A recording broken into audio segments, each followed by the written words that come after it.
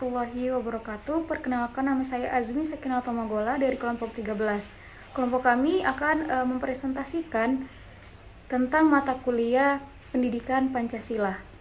Sebelumnya, saya akan memperkenalkan anggota kelompok 13 terlebih dahulu. Yang pertama ada Andi Devi Ramadhani, kemudian ada saya, Azmi Sakinah Tomagola, ada Mutiara Pertiwi, ada Nadia Felinda Wandasari, dan Ulfa Fauziah. Materi yang akan kami sampaikan pada presentasi kali ini berjudul Pancasila sebagai dasar nilai pengembangan ilmu dan teknologi di Indonesia. Terdapat beberapa subbab di dalam materi ini. Yang pertama ada pendahuluan, kemudian ada ilmu dalam perspektif historis, yang ketiga ada pengertian dan ciri-ciri ilmu, keempat ada problema etika ilmu, dan yang kelima ada Pancasila sebagai dasar dalam strategi pengembangan ilmu dan teknologi. Pancasila sebagaimana terdapat dalam pembukaan UUD 1945 adalah dasar negara dari Negara Kesatuan Republik Indonesia, harus dilaksanakan secara konsisten dalam kehidupan bernegara.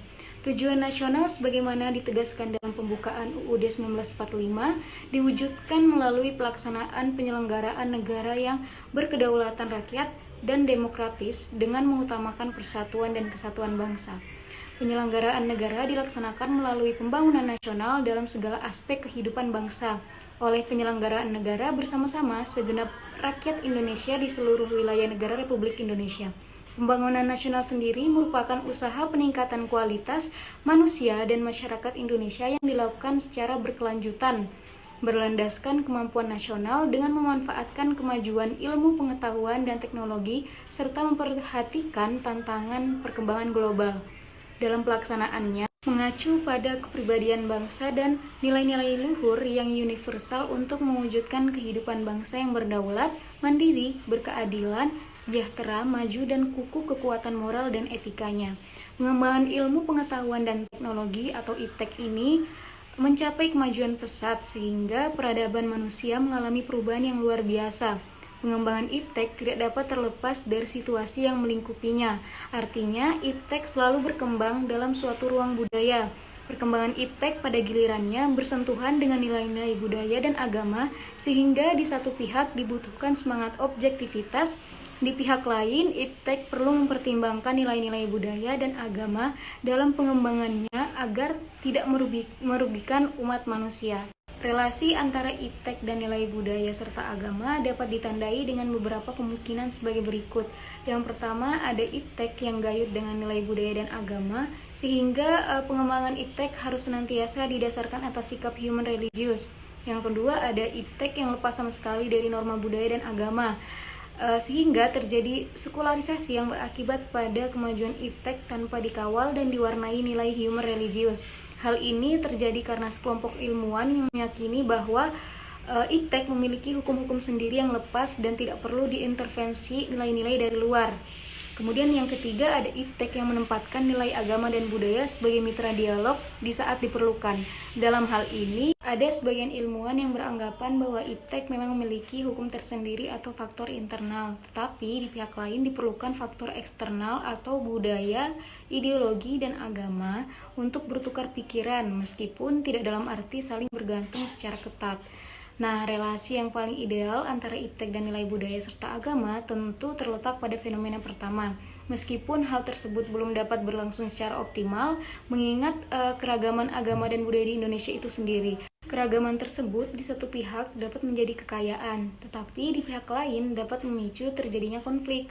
Oleh karena itu, diperlukan sikap inklusif dan toleran di masyarakat untuk mencegah timbulnya konflik. Untuk itu, komunikasi yang terbuka dan egaliter diperlukan dalam kehidupan bermasyarakat, berbangsa, dan bernegara. Baik, terima kasih atas kesempatan yang telah diberikan. Di sini saya akan menjelaskan tentang ilmu dalam perspektif histori. Ilmu pengetahuan berkembang melangkah secara bertahap menurut dekade waktu dan penciptaan zaman, dimulai dari zaman pra-Yunani kuno, Yunani kuno, abad pertengahan, Renaissance, zaman modern, dan masa kontemporer. Tahap perkembangan ilmu pengetahuan yang pertama ada zaman pra-Yunani kuno. Pada masa ini, manusia menggunakan batu sebagai peralatan. Oleh karena itu, zaman pra-Yunani kuno disebut zaman batu, yang berkisar antara 4 juta tahun sampai 20.000 tahun lalu. Pada zaman ini ditandai oleh kemampuan yang pertama ada know-how dalam kehidupan sehari-hari yang didasarkan pada pengalaman. Yang kedua ada kemampuan menemukan abjad dan sistem bilangan. Yang ketiga ada kemampuan menulis, menghitung, dan menyusun kalender. Yang keempat kemampuan meramal suatu peristiwa atas dasar peristiwa-peristiwa yang pernah terjadi. Yang kedua ada zaman Yunani kuno. Yunani pada masa ini dianggap sebagai gudang ilmu dan filsafah karena bangsa Yunani pada masa ini tidak lagi mempercayai mitologi-mitologi. Maksudnya, bangsa Yunani memiliki sikap senang menyelidiki sesuatu secara kritis. Ketiga ada zaman abad pertengahan. Para ilmuwan pada masa ini hampir semua adalah para dialog. Semua aktivitas ilmiah terkait dengan aktivitas keagamaan. Semboyan yang berlaku bagi ilmu pada masa ini adalah abdi agama. Dan pada masa ini manusia sudah mempercayai suatu agama atau keyakinan. Yang keempat ada zaman Renaissance, ditandai sebagai era kebangkitan kembali pemikiran-pemikiran bebas dari sigma agama. Renaissance ialah zaman peralihan ketika kebudayaan abad pertengahan mulai berubah menjadi suatu kebudayaan modern.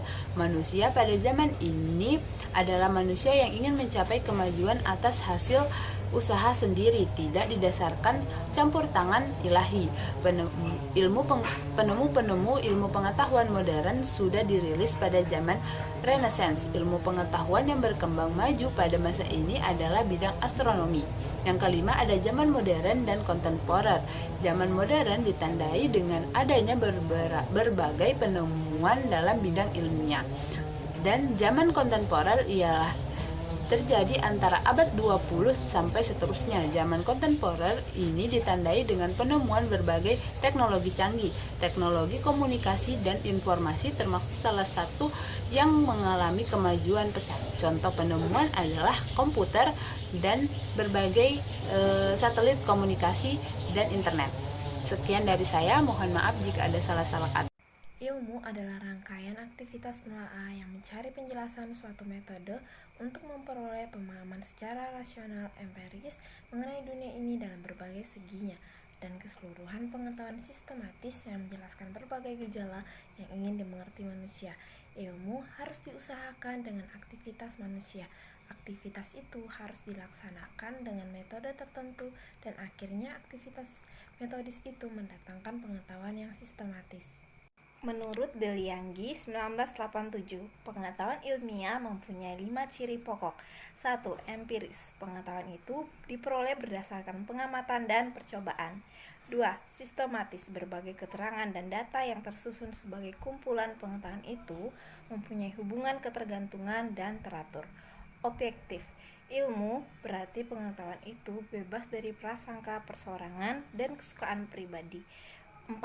Analitis. Pengetahuan ilmiah berusaha membeda-bedakan pokok soalnya ke dalam bagian-bagian terpencil untuk memahami berbagai sifat, hubungan dan peranan dari bagian-bagian itu. 5. Verifikasi. Dapat diperiksa kebenarannya oleh siapapun juga. 8 ciri yang menandai ilmu, yaitu 1. Ilmu pengetahuan secara metodis harus mencapai suatu keseluruhan yang secara logis koheren. Itu berarti adanya sistem dalam penelitian metode maupun harus susunan logis. 2. Ilmu pengetahuan tanpa pamrih, karena hal itu erat kaitannya dengan tanggung jawab ilmuwan. 3. Universalitas ilmu pengetahuan. 4. Objektivitas, artinya ilmu terpimpin oleh objek dan tidak didistorisi oleh prasangka-prasangka subjektif. 5. Ilmu pengetahuan harus dapat diverifikasi oleh semua peneliti ilmiah yang bersangkutan. Karena itu, ilmu pengetahuan harus dapat dikomunikasikan. 6. Progresivitas, artinya suatu jawaban ilmiah baru bersifat ilmiah sungguh-sungguh bila mengandung pertanyaan-pertanyaan baru dan menimbulkan problem-problem baru. 7. Kritis, artinya tidak ada teori yang definitif. Setiap teori terbuka bagi suatu peninjau kritis yang memanfaatkan data baru. 8. Ilmu pengetahuan harus dapat digunakan sebagai perwujudan kebertahuan antara teori dengan praktis. Baik, di sini saya akan memaparkan mengenai problematika etika ilmu. Penerapan dari ilmu pengetahuan dan teknologi membutuhkan dimensi etis sebagai pertimbangan dan kadang-kadang mempunyai pengaruh pada proses perkembangan lebih lanjut ilmu pengetahuan dan teknologi. Dalam hal ini berarti ilmuwan dalam mengembangkan ilmu pengetahuan dan teknologi harus memperhatikan kodrat manusia, martabat manusia, menjaga keseimbangan ekosistem, bertanggung jawab pada kepentingan umum, kepentingan generasi mendatang, dan bersifat universal, karena pada dasarnya ilmu pengetahuan dan teknologi adalah untuk mengembangkan dan memperkokoh eksistensi manusia, bukan untuk menghancurkan eksistensi manusia. Ilmu pengetahuan menolak campur tangan faktor eksternal yang tidak secara hakiki menentukan ilmu pengetahuan itu sendiri. Paling tidak ada 3 faktor sebagai indikator bahwa ilmu pengetahuan itu bebas nilai, yaitu yang pertama, ilmu harus bebas dari pengandaian, yakni bebas dari pengaruh eksternal seperti faktor politis, ideologi, agama, budaya, dan unsur kemasyarakatan lainnya. Kedua, perlunya kebebasan usaha ilmiah agar otonomi ilmu pengetahuan terjamin. Kebebasan itu menyangkut kemungkinan yang tersedia dan penentuan diri.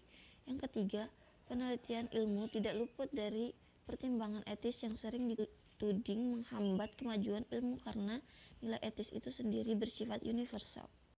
Pancasila sebagai dasar nilai dalam strategi pengembangan ilmu dan teknologi. Konsep Pancasila sebagai dasar nilai pengembangan ilmu. Pengertian Pancasila sebagai dasar nilai pengembangan ilmu dapat mengacu pada beberapa jenis pemahaman. Pertama, bahwa setiap ilmu pengetahuan teknologi yang dikembangkan di Indonesia haruslah tidak bertentangan dengan nilai-nilai yang terkandung dalam Pancasila. Kedua, bahwa setiap iptek yang dikembangkan di Indonesia harus menyertakan nilai-nilai Pancasila. Ketiga, bahwa nilai-nilai Pancasila berperan sebagai rambu normatif bagi pengembangan iptek di Indonesia. Yang keempat, bahwa setiap pengembangan iptek harus berakar dari budaya dan ideologi bangsa Indonesia sendiri. Pentingnya Pancasila sebagai dasar pengembangan ilmu.